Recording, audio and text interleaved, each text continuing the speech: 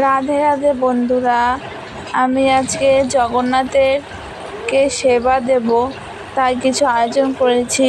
খিচুড়ি, চাটনি, পাঁপড়, 3 রকমের ভাজা দিয়ে সেবা দেব আজকে। এখানে ভাজা হচ্ছে।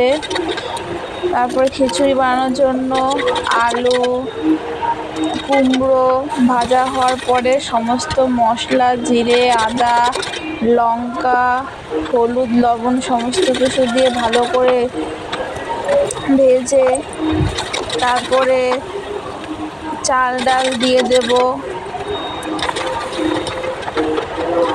এই যে চাল ডাল দেওয়া হচ্ছে, এখন জল দিয়ে সিদ্ধ করতে দেব। এই যে খিচুড়ি রেডি।